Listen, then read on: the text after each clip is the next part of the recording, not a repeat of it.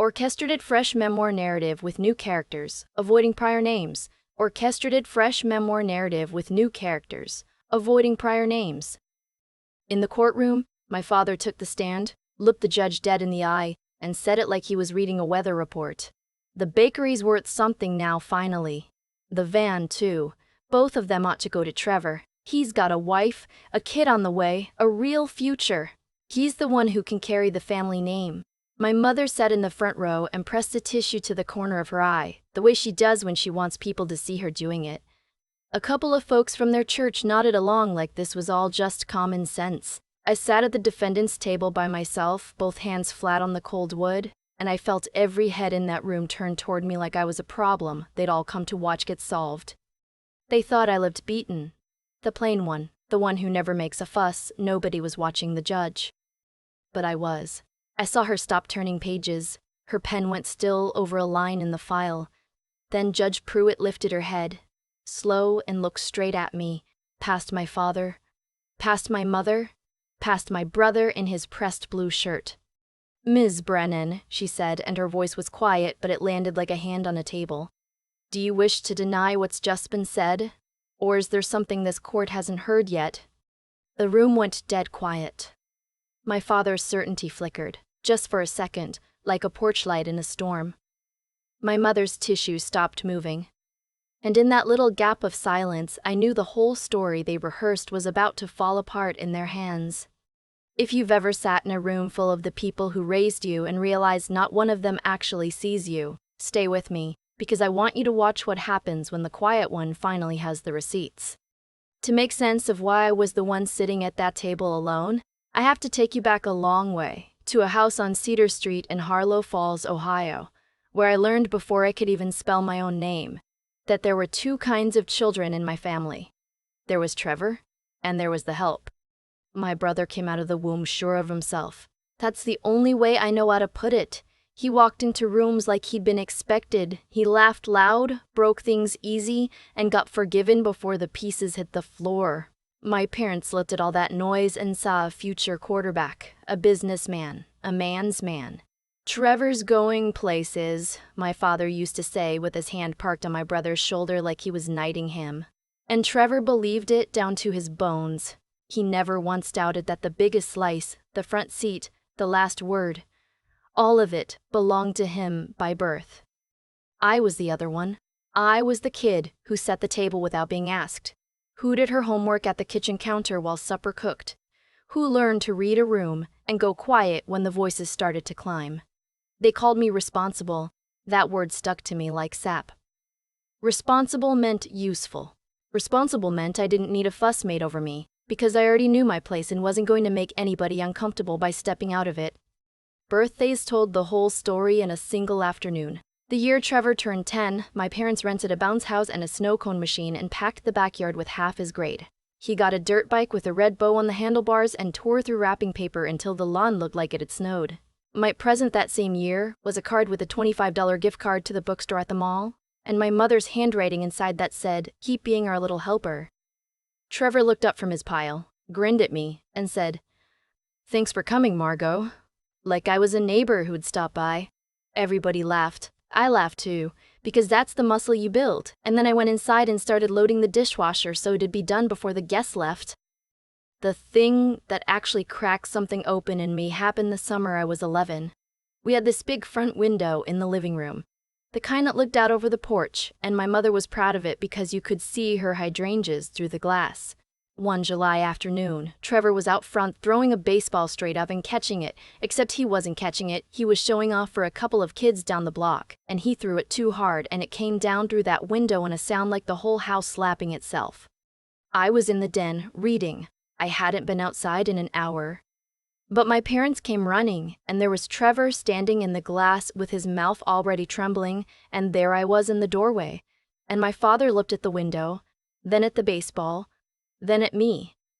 "Margot," he said, "where were you? Why weren't you watching him?" I opened my mouth. "I wasn't even out there," I started to say, and my mother cut clean across me. She's always somewhere nearby when something breaks. Trevor started to cry, real tears, the kind that work, and my father's whole face softened toward him. "It's all right, buddy. Accidents happen." Then he turned back to me, and the softness was gone.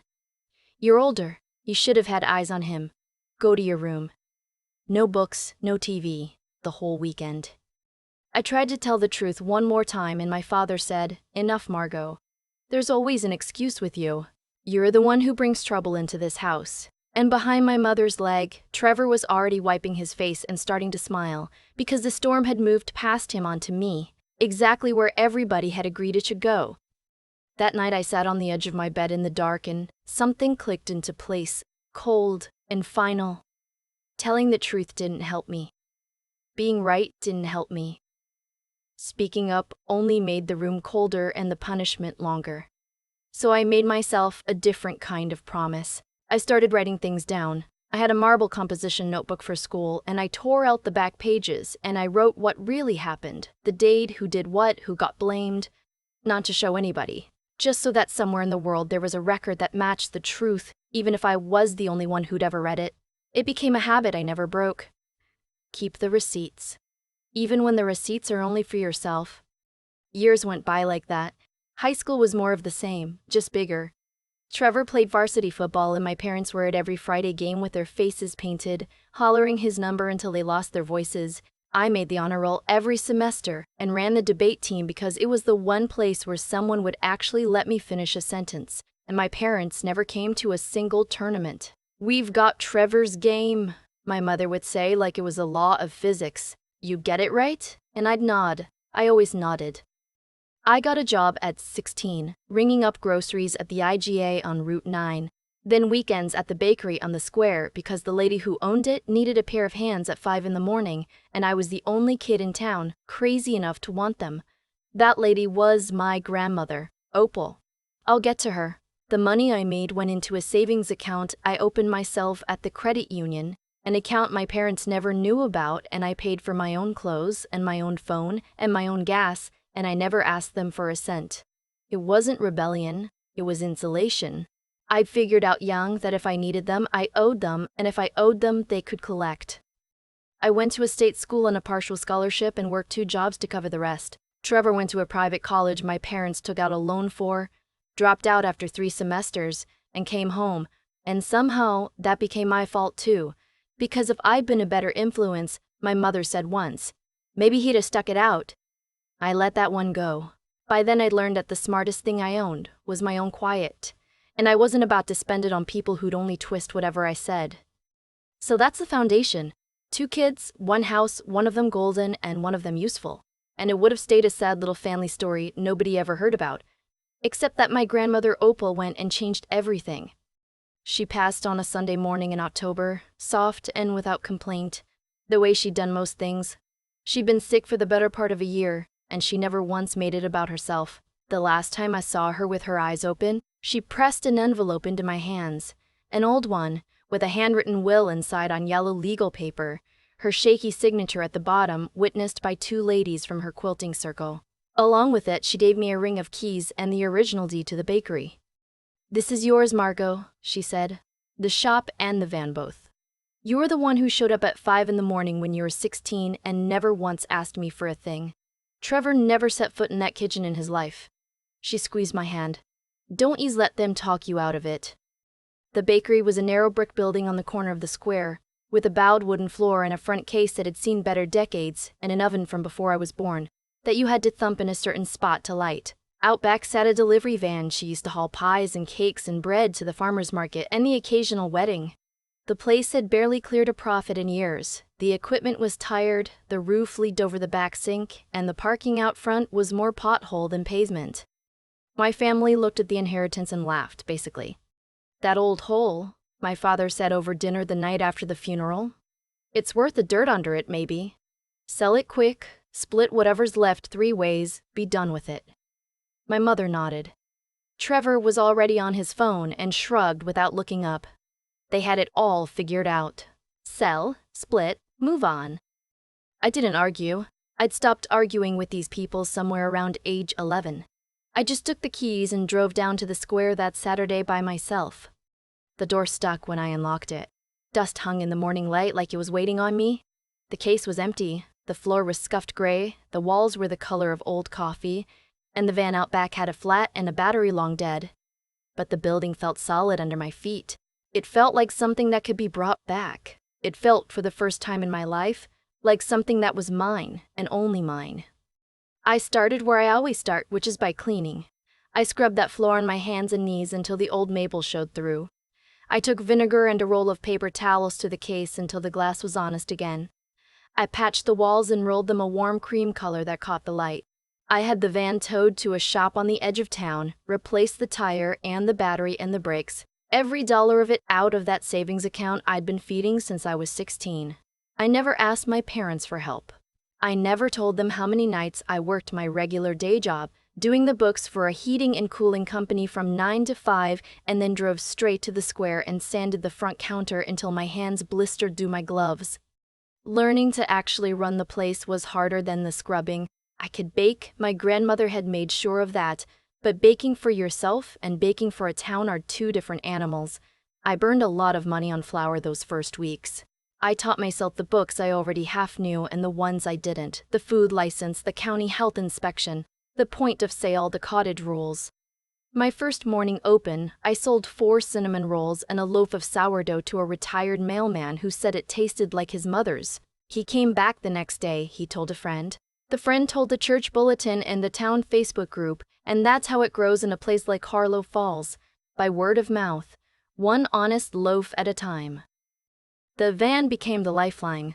I loaded it Saturday mornings with bread and pies and hauled it to the farmer's market on the green, and people liked that I remembered their names and didn't act like I was doing them a favor by being there. I picked up a few catering jobs, a church luncheon, a retirement party, then a wedding cake for a couple who couldn't afford the fancy place 2 towns over, and cried when they saw what I made them for half the price. I never raised my voice and I never cut a corner, and that, it turns out, is most of the whole business. The hours were brutal. Up at 4, bake, open at 6, run the register, restock, close, do the books, fall into bed near midnight, do it again. My hands stayed cracked from the cold dough and my back ached from the trays, but every time somebody walked out holding a white box and looking happier than they walked in, the tired was worth it. I didn't tell my family any of it. When my mother called to ask how the little shop was going, I said fine. When Trevor texted to ask if I needed a hand, I said I had it. I didn't want their opinions, and I sure didn't want their pity. This was the one thing in my life that was clean of them, and I meant to keep it that way. A year in, the place had changed, and so had I. New case, new lights, a couple of little cafe tables by the window, a chalkboard menu in my own handwriting. 4 cinnamon rolls a morning had become 4 dozen, and a line out the door on Saturdays. The county paper ran a piece calling it the best thing to happen to the square in a decade. I hired a part-time girl to run the register so I could stay in the kitchen. For the first time, the numbers in my ledger were black instead of red. And I sat in the back one night and cried a little. Not from sadness, just from the strange feeling of having built a thing that stood up on its own. And that, of course, is exactly when my family remembered I existed. My mother called one evening while I was wiping down the case. "I hear the bakery's just packed these days," she said, light as anything. Donna from the salon was telling me. Said you've got a line clear to the corner. I told her it was going well. She paused, then said, "That's wonderful, honey." Really? In a voice she'd never once used about anything I'd done. Something in my stomach went cold. A week later, Trevor came in on a slow Tuesday in a polo shirt with his hands in his pockets, looking around the place like an appraiser. "Hey Margot, place looks great, real professional." He walked a slow circle. "Listen, I've been thinking. You're doing awesome, but this is a lot for one person, you know? Let me come on board. I'll handle the business end, the marketing, the catering contracts. We grow it together, brother and sister thing. Grandma would have loved that." I told him I had it handled. He smiled, but it didn't reach his eyes. "Come on, we're family, don't be like that." I shook my head. "I built this by myself, Trevor. I'm not looking for a partner." He left without pushing, but I knew that wasn't the end of it. With him, it never was. The text started that night. "They think it's unfair you got the whole thing," he wrote. "Mom and Dad, too. Maybe we split it 50-50, keep the peace." I wrote back, "No. It's mine. Grandma left it to me." He didn't answer right away, and when he did, the tone had turned. "You're working yourself into the ground. You look exhausted, Margot. You can't keep this up alone. You were never the strong one." I didn't reply. I put the phone face down and went back to laminating dough at 11 at night. But the words sat in me like a stone in a shoe. He called a few days after that. "Look," he said, "everybody in the family agrees I should be the one running it. I'm better at the big picture stuff. You're good with details, sure, but this is getting too big for you. You told me yourself, remember, that if it ever got valuable, we'd figure something out as a family." I told him I'd never said any such thing because I hadn't. "You were tired," he said smoothly. "You probably don't remember. But we can fix this real simple. Just sign a shared ownership agreement. It's only fair." I hung up the phone and my hands were shaking, and then I did the thing I'd been doing since I was 11 years old. I opened the notebook on my counter and I wrote down the date and exactly what he'd said. Keep the receipts. And the next time he called, I set my phone on the flower bin and I let it record. Because in Ohio, you're allowed to record a call you're part of, and I figured if my brother was going to invent conversations, I might as well start keeping the real ones. Then the envelope came. Thick, certified, return address from a law office 2 counties over. I opened it standing at my kitchen counter at 6 in the morning with flour on my hands. A petition. My brother, plaintiff, versus me. He was asking the court to transfer ownership of the bakery and the van to him on the grounds that I had verbally agreed to share the business and then backed out due to, and I'm quoting it, "emotional instability brought on by overwork and isolation." Stapled to the back were 2 sworn affidavits, one for my father, one for my mother, both of them swearing under oath that they had personally witnessed me agree to share the business and then heard me say I couldn't handle it on my own. I read it twice. I'd love to tell you I cried. I didn't. I'd run dry of tears for these people years ago. But I felt my chest pull tight, and I set the papers down next to the proofing bread, and then I called a lawyer. His name was Hollis Reed. He had an office above the hardware store, and he'd done a few wills and a property line dispute for people I knew. He let me talk the whole thing out without interrupting once. When I finished, he was quiet for a second, then he said, "Ms. Brennan, this is thin. There's no written agreement. There's no money he put in. There's a handwritten will leaving it all to you, free and clear. Did you keep records of the renovations?" I told him I kept every receipt, every invoice, every bank statement going back to the first gallon of paint. I told him about the texts and the recording. There was a pause, and then Hollis Reed said, "Ms. Brennan, I think they'd made a serious mistake suing you." For the first time in weeks, I exhaled all the way down. The court date landed 6 weeks out. I kept the bakery open the whole time.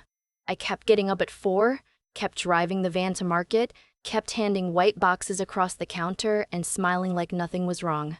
But every night after I flipped the sign and counted the drawer, I sat alone in that quiet kitchen and felt the thing coming. It wasn't fear. It wasn't even anger anymore. It was something steadier than both. They thought they could walk in at the end and take the one thing I'd ever built. They had no idea what I'd been keeping. The morning of the hearing, the courthouse was colder than I expected. I walked in alone with a single folder under my arm. Trevor was already there in that pressed blue shirt, sitting between my parents, looking relaxed, even bored. My father nodded at a couple of men he knew in the gallery. My mother adjusted her scarf and didn't look at me once. Hollis Reed met me at the table, calm as a Sunday. "We're ready," he said. I sat down. Trevor's lawyer went first, and he was smooth, I'll give him that. He stood up and painted a picture of a fragile woman drowning in a business too big for her, listing my 18-hour days, my isolation from family, the times I'd admitted to being worn out. He framed every bit of it as love. "My client wants nothing more than to protect his sister and the legacy their grandmother left," he said. "He's asking this court to help him help her." Then he put my brother on the stand, and Trevor was good. He practiced. "Margot's always been the sensitive one," he said, looking sad about it. "She gets overwhelmed. I've watched her run herself ragged. She told me more than once she didn't think she could do it alone. I offered to help, and she shut me out. I'm only here because I love her, whether she can admit that right now or not." I watched my brother sit there and lie under oath with that practiced worry on his face, and I didn't move a muscle. Then they called my father, And that's the moment I opened on. He walked up like he was approaching a podium, straightened his tie, and gave his little speech about how I was a hard worker, but only a hard worker, all grind and no vision, and how Trevor was the one with a family and a future, and how the bakery and the van ought to go to the child who could really do something with them. It's what's best for everybody, he said, and he glanced at me for half a second on his way back to his seat like I was furniture. My mother came after, soft and teary. We've always worried about her pushing herself too hard, she said. She closes us out. Trevor just wants to protect what his grandmother built. She rested her hand on the rail and looked at the judge like a woman who'd done nothing her whole life but love her children equally. The gallery murmured. A few heads turned my way, full of that familiar pity. The fragile daughter, the one who couldn't cope. My hands stayed flat on the table. I didn't shift. I didn't flinch. I didn't look away. I let them talk, because I'd learned a long time ago that every word these people said built a story about me, and every word also built the foundation under that story, and their foundation was about to come down. Judge Pruitt flipped through the file. She asked a few clean questions, dates, specifics, who paid for what. Trevor answered quick. My father answered firm. My mother answered sweet. And then, the judge looked up at me with that pen still in her hand and asked me whether I denied it, or whether there was something the court hadn't heard yet. And the room went still, and that's where I brought you in at the start. Hollis Reed stood up slow. Your Honor, he said, with the court's permission, the defense would like to address this so-called verbal agreement directly. The judge nodded. Go ahead. He opened a thin binder. First, communications between the plaintiff and my client. He handed copies to the clerk. The court will note the dates. Every one of these messages was sent after the business turned profitable, not before, not during any supposed agreement. After? He read one aloud, my brother's own words, about how now that the place was worth something I needed to share it because family doesn't keep everything to themselves. He read another, about how Mom and Dad agreed it shouldn't all be mine, and I should sign before things got complicated. Trevor leaned over and whispered hard at his lawyer. Those were just conversations, he said out loud. I was trying to talk sense to her. Trying to talk sense? Hollis repeated, not even looking at him. Let's look at the timing. These begin the exact month the bakery first cleared a profit. There is no record, none, of any conversation about sharing ownership before that. He turned to the judge. Because there wasn't one. The room felt smaller. My father's crossed arms came loose. My mother's hands knotted in her lap. Second, Hollis said, and laid down a stack an inch thick, financial records. Every renovation, every piece of equipment, every gallon of paint, every repair to that van, all dated months and years after the supposed agreement to share. If there'd been a partnership, there'd be contributions from the plaintiff. There are none. Every single receipt lists Margot Brennan as the sole payer. Trevor's lawyer objected that it was irrelevant. The judge raised one hand without looking at him. Overruled. Continue. And third, Your Honor? Hollis set a small recorder on the table. A phone call recorded legally by my client in a one-party consent state for her own protection. The judge raised an eyebrow and nodded once. He pressed play. My brother's voice filled that courtroom, loud and impatient and ugly. Just sign the papers, Margot. You're not gonna run this thing forever. You're too fragile for it. You always have been. Sign it now, before I have to sue you and drag the whole family through the mud. You can't do this alone and you know it. Then it stopped, and the silence afterward had weight to it. My mother turned her face away from the bench and stared at the floor. My father lowered his head. Trevor's mouth opened and closed and opened again, and nothing came out. Mr. Brennan, the judge said to my brother, is that your voice? He swallowed. Yes, Your Honor. Do you deny saying it? He hesitated. I was frustrated. Frustrated, the judge said, and the word came out cold. You filed a claim built on concern for your sister's well-being. In this recording, you threaten her with a lawsuit, unless she signs over property she owns outright, and you call her fragile while you do it. She turned to my father. Mr. Brennan, you signed a sworn affidavit stating you witnessed your daughter agree to share this business. Do you stand by that statement under oath in this courtroom? My father's voice came out small. We assumed it was understood, Understood, she said. Or assumed after the fact, once the business had value. I'll remind you that a false statement in a sworn affidavit is perjury, and this court takes that seriously. My father didn't say another word. She looked at my mother. My mother whispered, "We only wanted what was fair."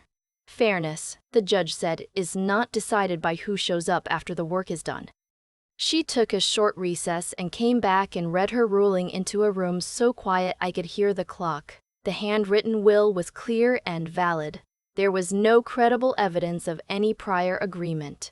There was no financial contribution from the plaintiff.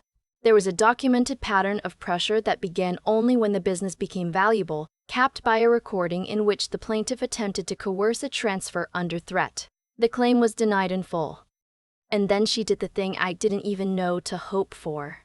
She looked at my brother and his lawyer and said that because the suit was brought without merit and appeared designed to harass, she was ordering the plaintiff to pay my legal fees in their entirety. She said any further attempt by him or anyone acting with him to harass or pressure me regarding this property could result in contempt and additional civil penalties, and she noted on the record that I would be well within my rights to seek a restraining order, which, 2 weeks later, I did, and got.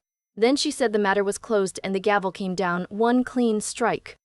The room let out its breath. My father stared straight ahead. My mother's hands were trembling. Trevor had gone the color of dishwater. I stood up. For the first time all morning I spoke, and my voice came out clear and didn't shake. "Your Honor, may I say one thing?" She nodded. I turned, just a little, toward the three of them. I spent my whole life being told who I was, responsible but not capable, a hard worker but never somebody worth showing up for. Nobody asked how I was doing when I worked 2 jobs to pour into that bakery. Nobody saw the mornings or the burned hands or the nights I slept on the office cot. You noticed exactly when it started making money, and not 1 minute before. You signed your names to a paper that said I was unstable. The only thing I ever needed from this family was to be left alone to take care of myself, since none of you ever offered to. My father opened his mouth and closed it. My mother looked at her lap. "You keep using the word family," I said. "I'm done lending it to you. I'm not angry anymore. I'm just finished." And I sat back down. The judge gave me a small nod. Nothing dramatic, just the kind you give someone who told the truth. Then she rose and the bailiff called the court adjourned, and I gathered my one folder and walked out without looking back at any of them. Outside the air was sharp and clean and smelled like fall. I stood on the courthouse steps a minute and let the town move around me. There was no fireworks feeling, no triumph. Just a door, closing, soft and final. That evening I drove to the square and let myself into the bakery after the last light had gone golden low. I didn't turn on the big lights. I sat down on the floor in the middle of the kitchen with my back against the cool steel of the proofing rack, and I just breathed. My phone buzzed in my coat. A text from my mother. "We need to talk." A voicemail from Trevor I never played. I opened my contacts and I went down the list and I blocked all 3 of them, my father, my mother, my brother, one at a time, and then I blocked them everywhere else too. And I didn't explain myself to anyone, because I'd finally learned that I don't owe an explanation to people who never once gave me one. Word got around Harlow Falls the way it does. People who'd known my brother heard about the lawsuit. A few of them stopped being so friendly. My parents found that the neighbors who used to wave now just nodded and kept walking. That the church friends asked 1 or 2 careful questions and then stopped asking. Nobody made a scene. People just quietly chose, the way they do, and my family ended up on the far side of that choosing. I didn't gloat over it. I didn't check up on them. I just lived. Every night now, I close the bakery myself. I flip the sign, count the drawer, wipe the case down till the glass is honest, and then most nights I sit for a minute in the dark kitchen before I lock up. I think about that little girl on the edge of her bed at 11, learning that the truth wouldn't save her and deciding to write it down anyway. Turns out she was right. Turns out the receipts were always going to matter. I used to keep quiet because I was scared. Now I keep my own counsel because I choose to, and I keep every record because it's mine to keep, and nobody is ever going to walk into a room and tell a judge who I am again without me having the paper to prove them wrong. The roof still leaks a little over the back sink. The oven still needs a thump in the right spot to light. But it's mine, every cracked inch of it. And in that quiet kitchen with the whole town asleep outside, and not one person left to ask my permission to exist, I finally, after 30 years, felt like I was home. People ask me now whether I knew, all those years, that it would come down to a courtroom. I didn't. When I was 11 and got grounded for a window my brother shattered, I wasn't plotting anything. I just started writing down what really happened, because nobody else in that house ever would. That one stubborn little habit kept for 20 years out of nothing but spite and self-preservation is the reason I still hold the keys to my grandmother's bakery today. Nothing in a life like mine arrives by accident. The morning Trevor stood up and called me fragile, he wasn't springing a trap on me. He was only collecting the harvest of every text he'd sent the month the money got good, and every receipt he never once offered to pay. Cause and effect doesn't care how steady your voice sounds on a witness stand. I think about Opal more than I expected to. She didn't leave me that shop because I was the favorite, because I was nobody's favorite. She left it to me because I showed up at 5 in the morning when I was 16 and never asked for so much as a thank you. That's the first thing I'd want you to carry out of this. Be the person who does right when no one is keeping score, because somebody always is, even if it's only your own conscience. And one day that quiet decency is the thing that holds when everything else gets tested. Trevor was charming and fast, and our parents handed him the whole world, and none of it saved him, because charm without honesty is just a better-dressed lie. But being decent isn't enough on its own. Kindness without a clear head gets walked all over, and I learned that the slow, painful way. Keeping my own account at 16, saving every invoice, letting that phone call recurred itself on the flower bin, none of it came from being suspicious for sport. It came from finally learning to think a few steps ahead of people who had already hurt me once. Protect yourself with your eyes open. Keep the proof. Learn the difference between someone who loves you and someone who only turns up when you start to win. And the last thing, the one that took me the longest to understand. All the truth in the world wouldn't have meant a thing if I quit. There were nights I cried on that bakery floor, and mornings my hands were too cracked to grip the tray. And I kept going anyway, not because I was born tough, but because I decided, one exhausted day at a time, that I would not hand over the one thing I built. So if you're the overlooked one, the quiet one, the so-called responsible one, hear me. Stay honest, stay sharp, and don't you dare give up. Build it with your own 2 hands. Keep your receipts, and someday you'll stand in a room full of people who underestimated you, and you won't even have to raise your voice. The record will speak for you.